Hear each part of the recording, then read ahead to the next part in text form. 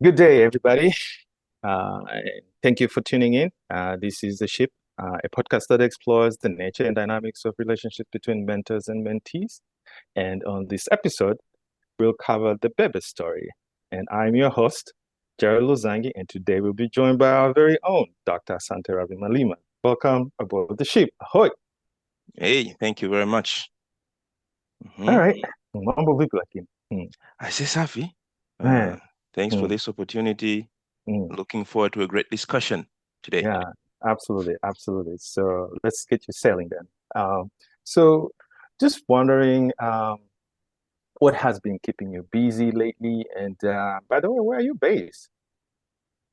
Sasa hivi naishi Westbrook. Ni few minutes from Portland.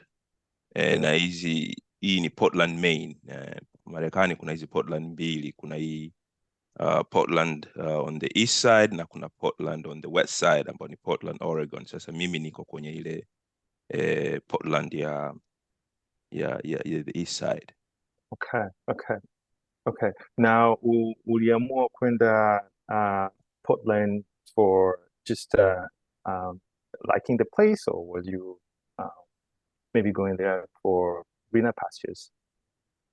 Oh, mi Portland imekuja kikazi na labda for background mi kitaaluma nilisomea uhandisi umeme, kwa hiyo huku nimekuja as a result of the work that I do, ambao ni kutengeneza vifaa vya uvumbuzi wa magonjwa, yani medical devices. Kwa hiyo wanaishi Boston kule ambapo ndio nilifanya masomo yangu, lakini nikahamia huku kwa sababu ya kazi. Sasa hivi ndio naishi huku. Okay. Safi sana. Kwa hiyo wewe Marekani ulifika kutokea moja kwa moja Tanzania, or like how did that even actually come to being? Hapana, mimi kwanza nilisoma Uturuki. Ndio. For my undergrad and masters, and then baada ya hapo nikafanya kazi kidogo Japan. Safi. And then ndio nikaja Marekani huko, nikafanya PhD yangu, alafu nikaanza kufanya kazi zangu hapo Boston mpaka nilipokuja kuhamia huku Westbrook, Maine. Sisi katika TheSHIP, we usually trying to figure out mentorship and mentees, how they relate with each other. And I want to know, how were you introduced to the concept of mentorship, as you can recall it? Ni swali zuri. Mimi I wanna say kwanza ilikuwa nilianza na baba, kwamba ile nyumbani pale of course anakuwa akiwa anakwenda kwenye maeneo yake, anakuchukua ni kind of like showing you the ropes, kwamba bwana, this is how to do things, this is how you conduct yourself. Okay. Lakini also kutokana na sisi familia zetu kama unavyozifahamu nyingi zinakuwa ni kubwa. Ndio. Kwa hiyo mimi kama mtoto wa mwisho unajikuta you always look up to your brothers. Na mimi kaka zangu pale wakubwa huko, kuna Damu pale, kuna Amani, kuna Kilimali, alafu kuna Fadhili, alafu kuna dada yetu mkubwa kabisa ambao ni Regina, au tunamuita Daji. Wao wanakuwa wanaongoza, alafu wewe unafuata, unasema kwamba hivi. Kwa hiyo ile mentorship per se ilikuwa ni more kind of like kwa kutazama na kufuata vile wazazi wetu wanavyokuwa wanatuongoza, kwamba bwana, fuata ndugu zako. Lakini zaidi ilianza kidogo kwenye mambo ya academic na akili mali, ambaye ndio kama alikuwa anakuambia bwana, fanya hii shule, fanya hivi, ukitaka kusoma hicho fanya hivi, these are the tricks of kufanya Pythagoras theorem na nini. Lakini kama nilivyosimulia hapo, unakuta kwamba kwa sababu mimi nilikuwa ni mdogo wa mwisho, na sisi tulikuwa kuna age gap kubwa pale, ambayo ilianzia kwa kina akili kama miaka 8, kwa wale wakubwa kabisa mpaka miaka 14, 15. Kwa sasa unakuta wengi wao walipokuwa wanaondoka sasa kwenda chuo, ambao mara nyingi wao walikuwa wanaenda nje ya nchi, unakuta sasa kuna ile gap ya tuna kiu, wanaupate wapi mtu mwingine ambaye unaweza ukamfuatilia. Kwa hiyo hapo sasa ndo unakuta ndo kina wewe Jody pale tunakutafuta kwamba bana, hapa mimi nikitaka kufanya mambo niende vipi. Kwa hiyo yani ukifuata ile stream sasa unakuta ni kwamba ilianza na baba ndugu pale, alafu kuna kina Jody, alafu sasa hapo in between hapo kwa kuna kagap kidogo mpaka unaweza nikasema labda chuo nilipofika ndio nilipata mwalimu mmoja alikuwa anaitwa Professor Odelia Rocha. Yeye alikuwa ni Brazil, ambaye naye kama alituimpress ile kwamba bana, nyinyi wanafunzi foreigners hapa pale Uturuki, kwa anachukua sasa naye anakuonyesha the ropes kwamba bwana, ukitaka kufanya masomo yako ende hivi, nifanya hivi. Na ni mtu ambaye hata alikuwa ametuchukua hata nyumbani kwake na tunakuwa tunakwenda na anatupa guidance. And then labda level ya juu zaidi hapo tulipokuja Marekani, nikapata mentor mwingine sasa. This one was I want to say kwenye mambo academic was probably the last one, ambaye alikuwa ni Professor Yener. Yeye naye ndio hivyo, yeye alikuwa for the most part kama nani mentor mimi niwe mwalimu professor.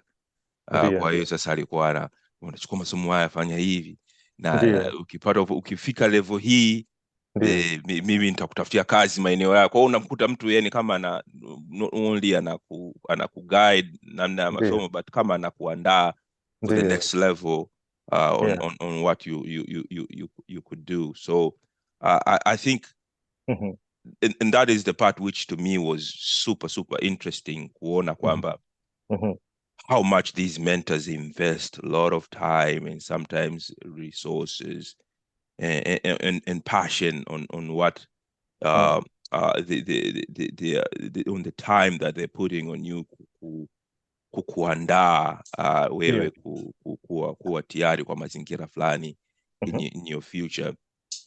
Na naona hapo ndio really nikajifunza ile aspect ya kind of like to pay it forward, you know, kwamba these people have including yourself, invested a lot of time and dedication kukusaidia mtu kutoka katika level fulani kwenda katika level fulani na kukuonyesha njia. Kwa hiyo I would say that is where it's coming from, kwamba I mean, how do I pay it forward and where do I try to invest my time as well on other people on showing them the ropes. Okay. Sasa naona this is really nice kwa sababu you've touched upon kind of family oriented mentorship, and also you're blessed to go to higher education, and you've met some people over there that actually helped you even to move further in your life endeavors. So if we flip the coin, katika all those stages ambazo ulikuwa unapitia, uliweza kupata mtu yoyote ambaye unaweza kusema kwamba I was mentoring them while at the same time I was getting mentored with other people? For sure. And I think in that aspect of to say paying it forward, I think for as long as I can remember, I've mentored a lot of people. And some people right now, some of them are professors at prestigious universities, some CEOs of companies, some they're just average Joe like myself. But where I think I've really created impact on this mentorship space is when I've seen like I've impacted people's lives directly. And I'll give you an example. Nilivyokuwa niko chuo, well, I'm getting that mentorship from few of those professors that I mentioned before. Kwa siku kadhaa nilikuwa kwa mfano nikipita cafeteria ile, namuona kuna binti mmoja amekaa kwenye meza hivi. Usually watu wakikaa cafeteria wanakula chakula, lakini yule binti alikuwa akichukua chakula chake anakiweka kile anakiangalia tu. Ndio. Kwa hiyo sasa sisi wengine tunaweza ukawa unapita, unaenda, unarudi half an hour, unamkuta yule binti bado amekaa tu anakiangalia kile chakula, au labda anakidonoa kidogo. Basi nimemwangalia for couple days. Siku moja nikajitoa uvivu. Ndio.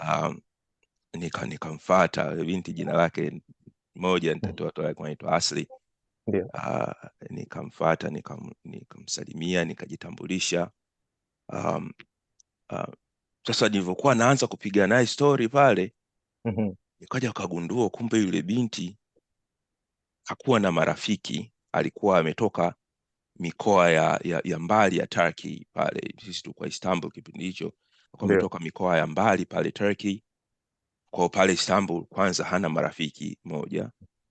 Mbili, yeye huko kwake, huko mikoa yake alivyokuwa anatoka huko, she was the best student, lakini amekuja pale mambo yanamwendea kombo.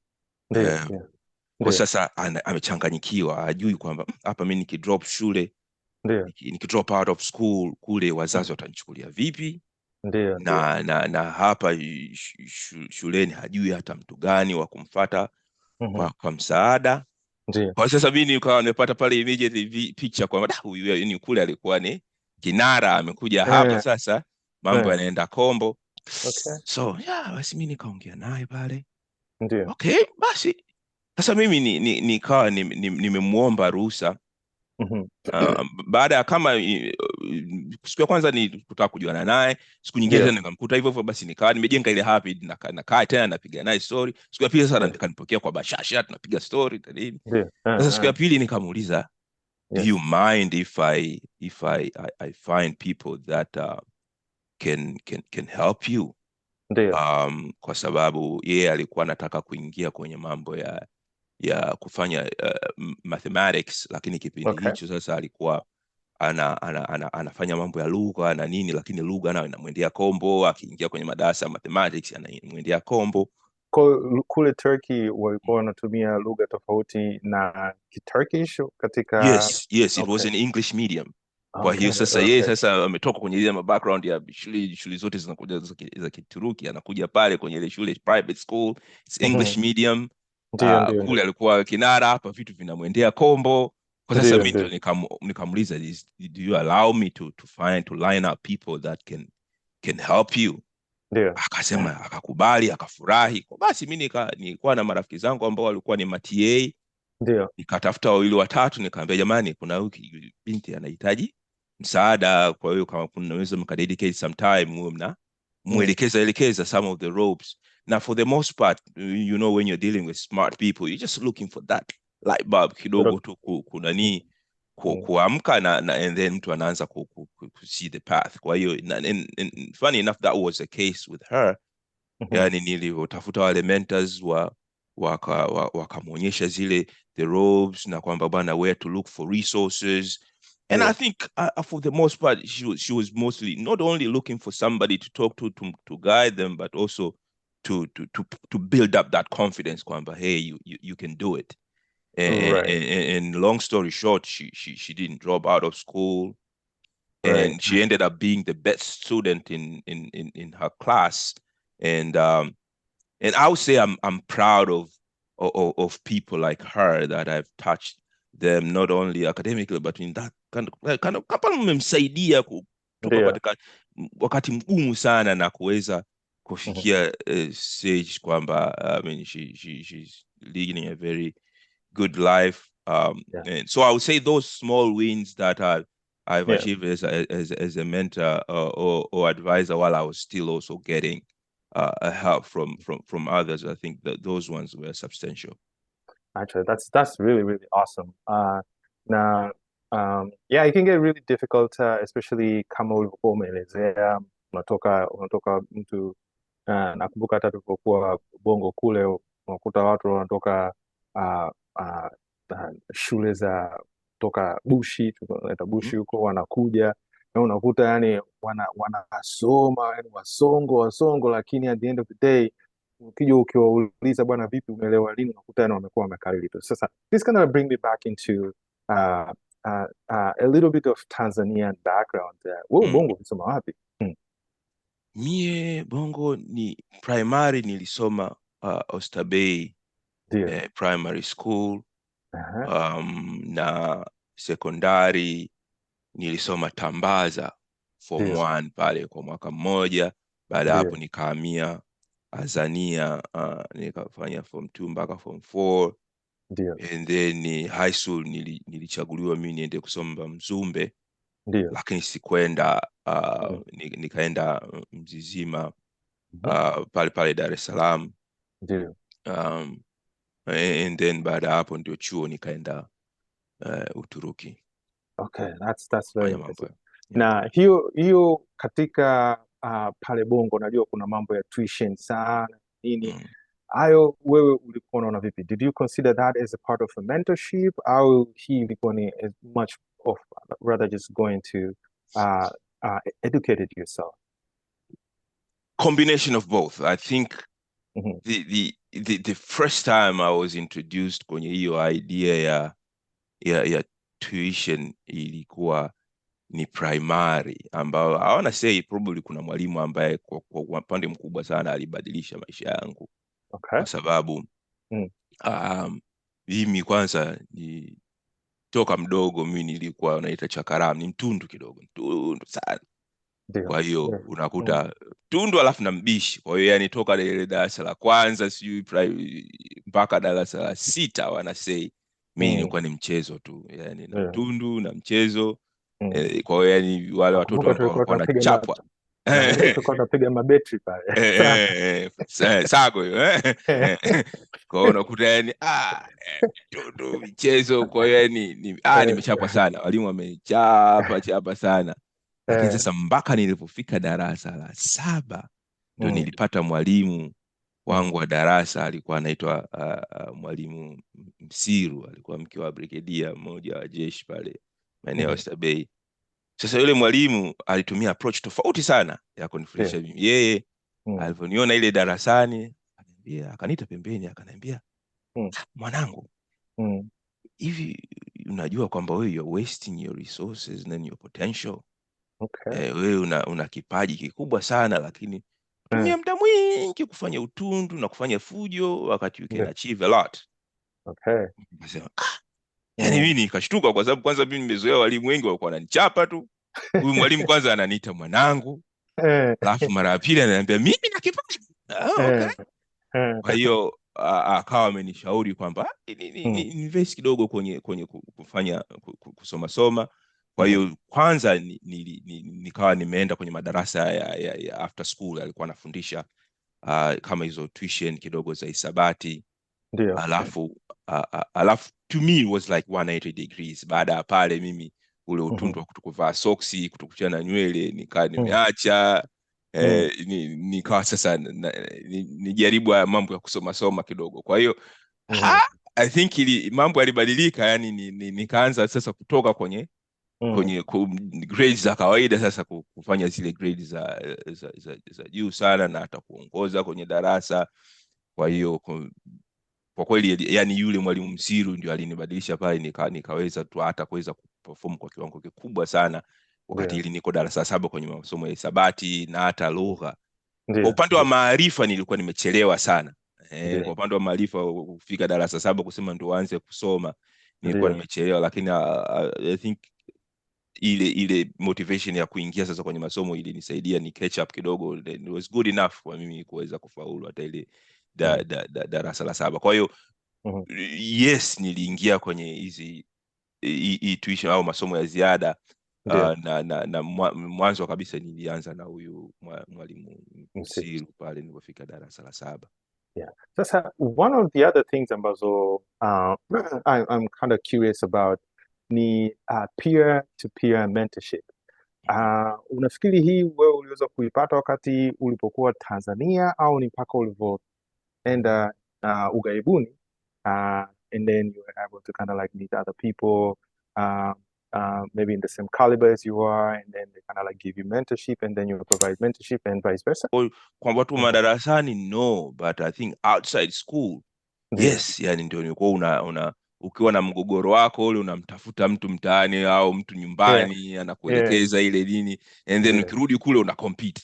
Kwa hiyo wao kule wanaona the results, but there's work that is ongoing on the background. And kwa sekondari, I think for the most part it was you, and mtaani kuja nyumbani bwana, kuna mgogoro wa physics huu tunauenda vipi, open the books together pale, unasema bana, mimi nimeona similar example kama hivi na nilifanya hivi, is it related to this, and then tunajaribu pale, unanielekeza. Kwa hiyo but shuleni for the most part ilikuwa ni kwa sababu kama unavyojua Tanzania, hata Tambazi ilikuwa ni ushindani wa hali ya juu, japokuwa hata walimu hamna sana, lakini ulikuwa ni ushindani wa hali ya juu pale. Kama ulivyosema, kuna watu aina mbalimbali wametoka sehemu mbalimbali za nchi, kila mtu anataka ku show up, kufika pale show off. Kwa hiyo for the most part kule shuleni ilikuwa labda tulivyofika form 4 mwishoni, sasa ndio wale cream na kujigundua, mnasema kwamba jamani, how do we prepare for the exam, and for the most part it was kind of like just studying together na kila mtu bwana anamrushia mtu swali, yule analifanya, anaonyesha wenzake, lakini ile the body of work yenyewe ilikuwa inafanyika on the background, through help from mentors, advisors, in this case vitu ambavyo tulikuwa tunafanya kule nyumbani, kuandaa na yale mazingira ya shule, how to tackle the exams na nini. Okay. Safi kabisa. Sasa let's just go into the next phase of your I guess endeavors. Now, when it comes to career, how was your first job experience after leaving university? So I'll go back a little bit kwamba hizi jobs hizi hivi nilikuwa kwanza nazo hizi unpaid jobs. Okay. What do you mean by unpaid job then? Is it like an internship, or is it like pro bono type of jobs? Kind of pro bono. So unpaid jobs zilikuwa zimeanza nyumbani. Na kama hivyo nilivyokuwa nakwambia, baba alikuwa anaweza akawa anakupa kazi fulani, in this case yeye alikuwa kuna kipindi fulani anafanya ujenzi, kwa hiyo anakupa project ya kufanya ujenzi, kama wewe simamia ujenzi, fanya hivi, jenga hapa, fanya hivi, nyanyua ile jengo, filika hapa, lipa mafundi. Kwa asubuhi unawapa kazi wale mafundi, unawafuatilia mchana, usiku unakuwa unahakikisha wamefikia wapi. Kwa hiyo nilifanya hiyo kazi kwa mfano hiyo, tuko nakaa nyumbani Mikocheni Regent pale, tukajenga nyumba moja ili kwa nyumba yetu. And then baada hapo kuna kipindi hicho alikuwa nafanya mambo ya siasa huko Kisarawe, kwa nikaenda Kisarawe nikamsaidia kujenga nyumba nyingine. Kwa hiyo unakuta nilikuwa namsaidia kufanya ile kazi, lakini nilikuwa sipati mshahara wote, silipwi. A real professional job. But you're getting paid by experience at that point. Paid by experience, yes. And that's not trivial. Na kwa hiyo ukiacha hiyo, I think sikufanya kazi nyingine mpaka niko college. Unajua zile kazi za sama ambazo unaenda labda kubeba boxi UK na nini, wakati mwingine kwa Uturuki. Lakini first real professional job was when I went to Japan to work as a robotics engineer. Wakati huo nafanya masters yangu Uturuki, ndio ile unakuwa kabisa yani kazi yako ni hii, role yako ni hii. Unapewa kompyuta yako, utaanza hapa from 8 for example to 5. Utafanya vitu hivi. Kwa unakuta ile ndio ilikuwa first real professional job. Na just to give a background, ile kwanza nilipataje, there is a story actually a little bit of that help or mentorship that you get from your professors. So in this case, mimi wakati nafanya ile masters yangu pale electronics and engineering and computer science, ambao ni electrical engineering branch, ambao nilikuwa nimebobea zaidi kwenye mambo ya mechatronics na robotics. Kuna profesa wangu mimi ndio alikuwa kuna hizo scholarship au opportunities za kufanya kazi zinakuja pale kwenye university yetu kila mwaka. Kwa yeye baada ya kuona ile performance yangu akawa amelindorse kuweka jina langu kwenye opportunity kama hiyo kwenda kufanya kazi So he knew the talent in you. So he he knew the already talent. Ndio okay. kama hivyo, kama mtu anaona hii skill, anaona huyu jamaa ana skill hapa, amefanya vitu hivi, amepublish paper hii, ngoja nimchomeke hapa, kwa akaniingiza kwenye hiyo opportunity. Yule professor alikuwa ni Mbosnia, alikuwa ni mkimbizi kutoka Bosnia ambaye alikuwa amekuja kukimbilia Uturuki baada ile vita ya Bosnia, but then akawa ameishi pale Uturuki for the longest time mpaka ameretire. Sasa yeye ndo alitupa ile jina langu kwenye ile opportunity ya kufanya kazi huko Toshiba, and lucky enough nikachaguliwa. Kwa hiyo ndio nikawa nimeenda kule Toshiba kufanya hiyo kazi, ambao nilikaa kama miezi 3-4 pale Tokyo, Kawasaki. Yeah. Sasa this is amazing kwa sababu umetoka Turkey unaenda Japani. How was that much of a culture shock, and how was that learning curve move from one country that does not speak Swahili and then to another country that doesn't really speak even English? Yeah. How was that? Ulikuwa kuna watu wamekusaidia? How did you find your way around Japan?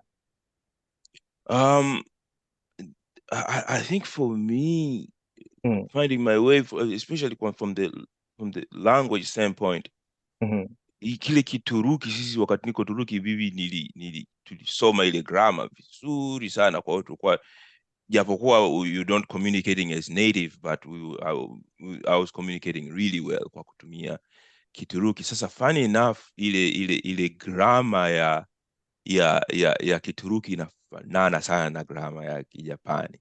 Kwa hiyo sasa ile mimi ilinisaidia hata nilipokuja Japani, ile unajifunza tu maneno kwa translate kwa Kiingereza, and then you build up sentences ambazo they can get you around, kuuliza how kununua ticket, kuuliza chakula, kufanya nini. Kwa hiyo it was tough, lakini kutokana na ile kwanza wa kuweza kuunganisha zile kufananisha zile grammar, kwa hiyo lugha from that standpoint wasn't super hard. It was hard, but it wasn't really hard.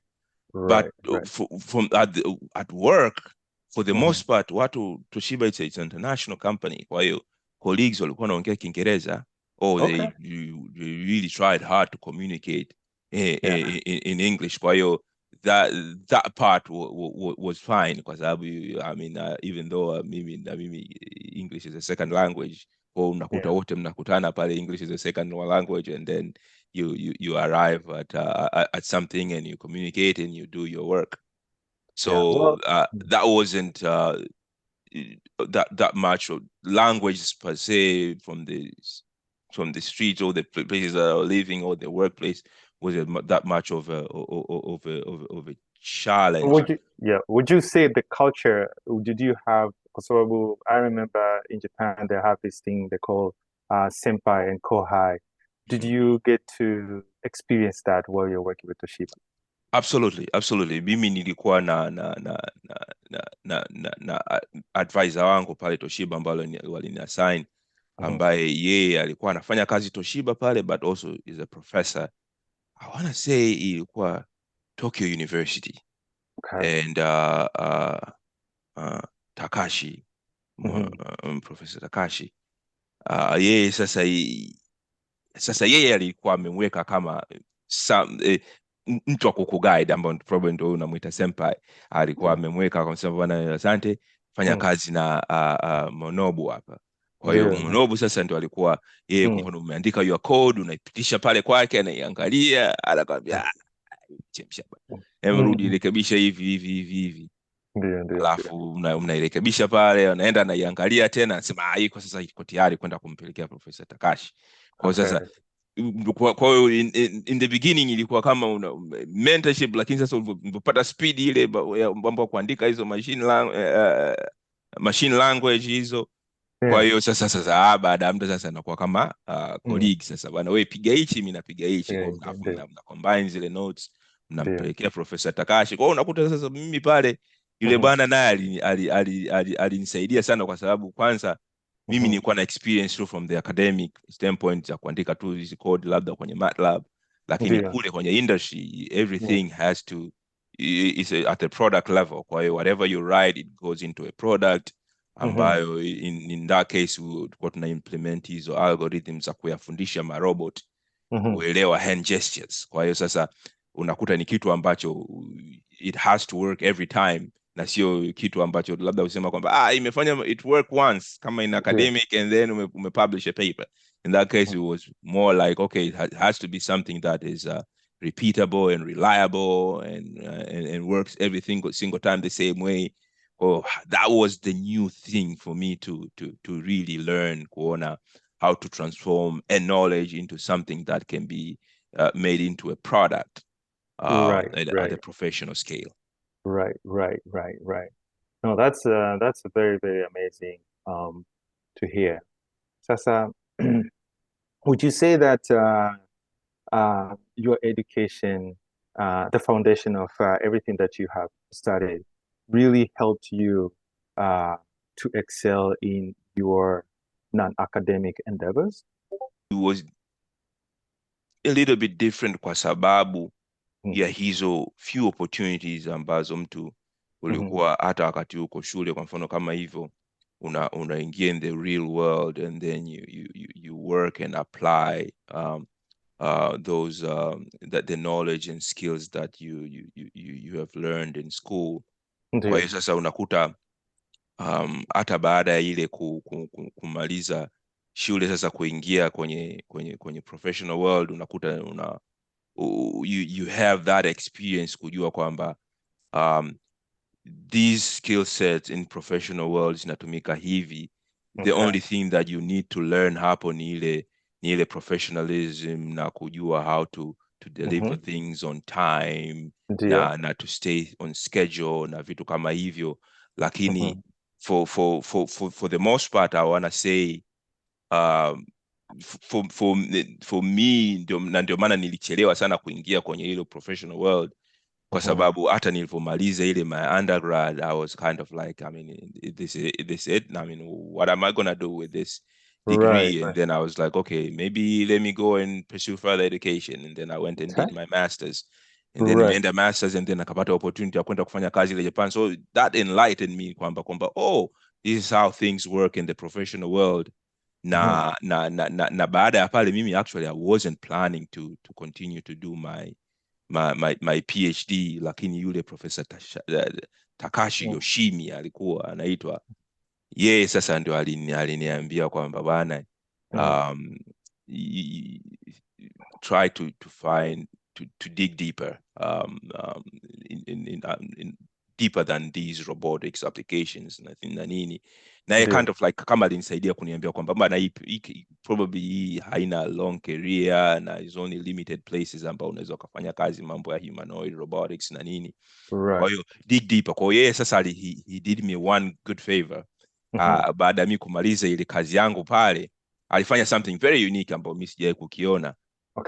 Aliniandikia recommendation letter, afa akanipa kwenye envelope, akaniambia, hii recommendation letter, should you consider to pursue further education, use this. So to me it was kind of like, I wasn't planning to do my doctorate. I was okay, man, let me do let me start applying. So actually that was one of the reasons why I really ended up applying very late. Na ndo nakuta sasa nilipoingia kufanya ile doctorate pale, again in between school pale tukafanya startup na professors wangu.